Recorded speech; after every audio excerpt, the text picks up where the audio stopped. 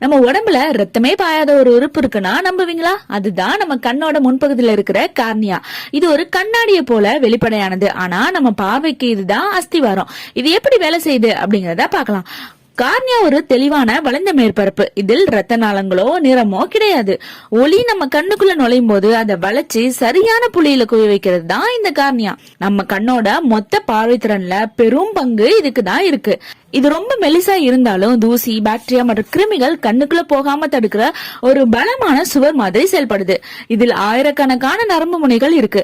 அதனாலதான் ஒரு சின்ன மணல் துகள் கண்ணுல பட்டா கூட உடனே நம்ம கண்ணு துடிச்சு அதை வெளியேற்ற முயற்சிக்குது. கார்னியாவுக்கு ஒரு ஆச்சரியமான குணம் இருக்கு. இதுல ஏதாச்சும் சின்ன காயம் ஏற்பட்டா தழும்பு இல்லாம ரொம்ப வேகமா தன்னைத்தானே குணப்படுத்திக் கொள்ளும்.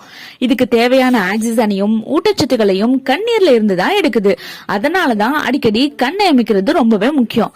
கார்னியா எதையும் பார்ப்பதில்லை. ஆனா நாம எதை பார்க்கணும்னாலும் ஒளியை தயார் செஞ்சு கொடுக்கிறது இதுதான். இந்த அற்புதமான கடவுள் படைத்த இந்த உறுப்பை பத்திரமா பாத்துக்கங்க. அடிக்கடி கண்ணை இமைங்க. தாகம் எடுக்கும் போது தண்ணி குடிங்க. இந்த தகவல் பிடிச்சிருந்தா மத்தவங்களுக்கும் ஷேர் பண்ணுங்க. அடுத்த வீடியோல பார்க்கலாம். பாய்.